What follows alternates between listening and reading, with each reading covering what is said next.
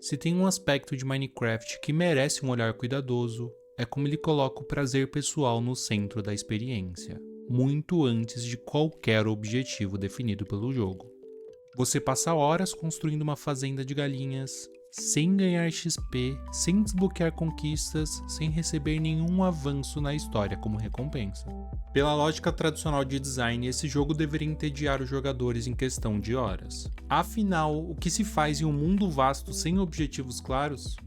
E ainda assim é um dos títulos mais vendidos do mundo. Eu sou o Luiz Proença e hoje eu e você vamos discutir Minecraft, o jogo que ignorou completamente convenções de game design. E mesmo assim acabou se tornando o jogo mais influente do século XXI, segundo esse especialista.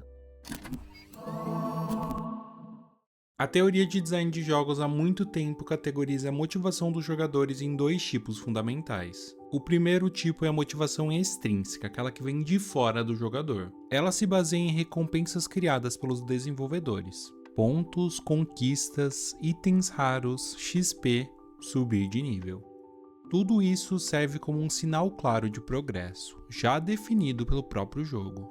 É quando você age em função de algo externo. Mate esse chefe e ganhe uma nova habilidade. Complete essa quest e receba moedas. Funciona, mas funciona por tempo limitado. Quando a recompensa é alcançada, a motivação some junto e você precisa de um novo objetivo para se manter engajado. Não à toa, jogos focados em motivações extrínsecas precisam de vários sistemas de progressão funcionando paralelamente com múltiplas camadas. Se você não sabe o que são sistemas de progressão, eu tenho um vídeo no canal discutindo sistemas de progressão horizontais e verticais. Do outro lado está a motivação intrínseca, aquela que não depende de recompensas externas. É aquela vontade de jogar que vem de dentro, movida pela curiosidade, pela liberdade de escolha e pelo senso de propósito pessoal. Aqui, o prazer vem do ato de jogar em si, e não de recompensas externas. Os motivadores intrínsecos tendem a sustentar o engajamento mais profundo e duradouro. E é precisamente aqui que Minecraft encontra sua força estrutural. O prazer do Minecraft está na satisfação pessoal de construir, explorar e aprender. Mas se a motivação intrínseca é tão poderosa e funciona tão bem, por que todos os jogos não focam nesse tipo de motivação? Meio que eles focam, o próprio ato de jogar videogame vem de uma motivação intrínseca, já que a maioria das vezes a gente não ganha nada por jogar videogame. E é justamente daí que vem a necessidade de ferramentas de engajamento constantes. Você não precisa jogar videogame. Se um jogo for chato, você fecha ele e provavelmente nunca mais vai abri-lo. Mas quando a gente fala dos reforços ligados à motivação intrínseca, a coisa complica. Eles são bem mais subjetivos e mais difíceis de implementar, e isso costuma assustar quem desenvolve jogos, já que a gente está abrindo mão do controle. A maioria dos jogos segue uma lógica bem conhecida, mantém o jogador engajado através de ciclos bem controlados. Isso geralmente envolve objetivos claros, feedback o tempo todo e recompensas que vão ficando cada vez mais atraentes. Desde RPGs até jogos de tiro em primeira pessoa, a regra permanece a mesma: direcione o jogador. Minecraft rejeita diretamente esse modelo. Não há campanha, não há missões principais, não há narrativa imposta. Apenas sistemas interconectados e possibilidades abertas. Pela teoria tradicional, esse tipo de ambiente deveria induzir o que os designers chamam de paralisia da escolha. A ansiedade causada por opções excessivas sem nenhum direcionamento. No entanto, observamos exatamente o oposto. Minecraft é um jogo extremamente relaxante. É justamente o jogo que eu uso para relaxar depois de um dia estressante. Esse aspecto é o que inclusive criou uma cultura de associar Minecraft a outras coisas calmas, como lo-fi hip hop, sons de chuva e paisagens que dão vontade de ficar parado admirando.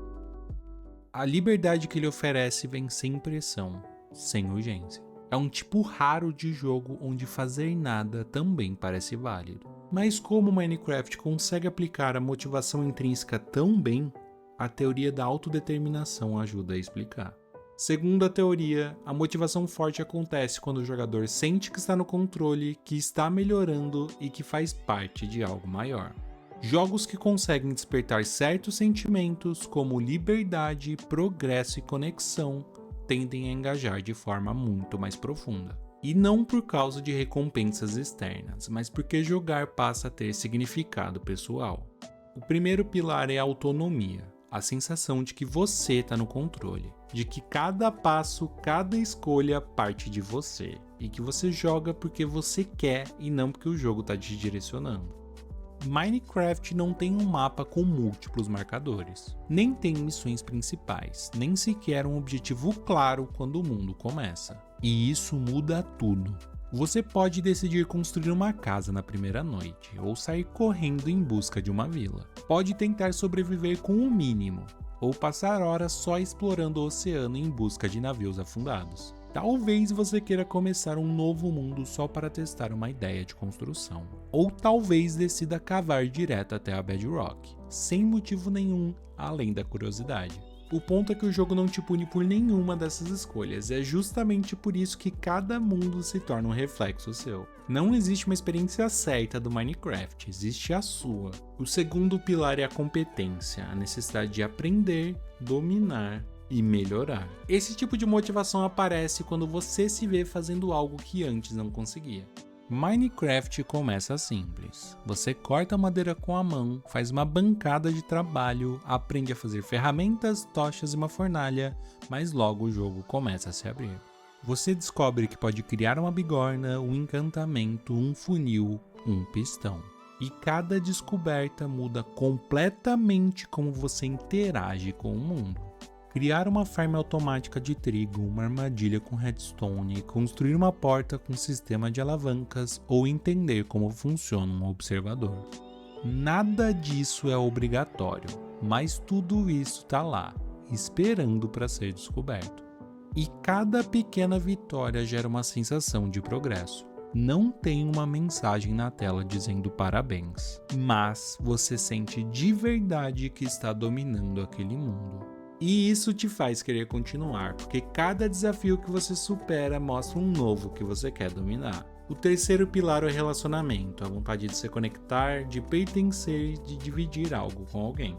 Minecraft não precisa de narrativas para criar laços. Eles surgem de experiências que você compartilha com outros jogadores. Pode ser uma base construída a 4 mãos, uma caverna onde alguém te salvou de um creeper, um servidor onde todos contribuem com um pedacinho do mundo. E mesmo fora do jogo, esse senso de comunidade continua. Aqui no YouTube, nos fóruns com tutoriais, nos mapas de aventura criados por jogadores e baixados por milhões. São relações que o jogo não força, mas permite. E é aí que está a força. Quando você constrói um mundo com amigos ou entra em um servidor, esses laços aparecem. Isso faz o jogo significar ainda mais. E é aí que tudo que a gente conversou acaba se convergindo no ponto mais importante do Minecraft, segundo eu e o meu especialista. A narrativa emergente e a capacidade de significar acontecimentos. Minecraft não conta uma história, mas permite que você viva várias. A primeira noite vivendo uma caverna improvisada. A expedição ao Nether que quase acabou em desastre. A vila que você transformou em uma metrópole.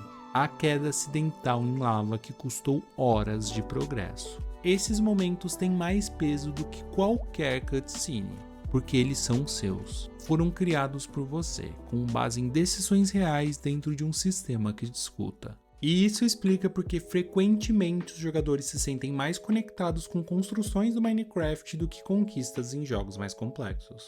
Cada bloco colocado é um registro visível de uma decisão. Cada estrutura contém memórias. Cada mundo se torna um arquivo físico de uma jornada pessoal. São histórias que existem porque você as viveu, não porque foram escritas para você. Minecraft não te guia. Ele te liberta, ele te dá blocos, regras simples e um mundo quase infinito.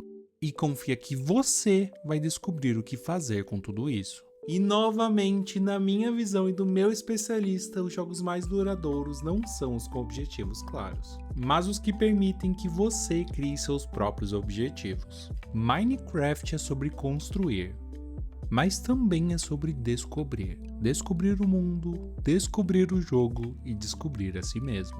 E é isso que torna o jogo inesquecível. Minecraft não apenas ignora as convenções de design, mas também prospera justamente por isso. Ao focar em sistemas emergentes e possibilidades abertas, o jogo cria um espaço onde a motivação intrínseca floresce naturalmente, onde cada jogador encontra seu próprio significado. Caso você queira aprender a criar experiências memoráveis através de um game design bem aplicado, conheça meu curso de Introdução ao Game Design. Nele vamos abordar detalhadamente motivadores, motivações e sistemas de progresso, coisas que eu tenho certeza que vão te ajudar a criar jogos mais divertidos. Muito obrigado por ter assistido até aqui. Não esqueça de deixar seu like e se inscrever para ajudar a me conectar com mais pessoas.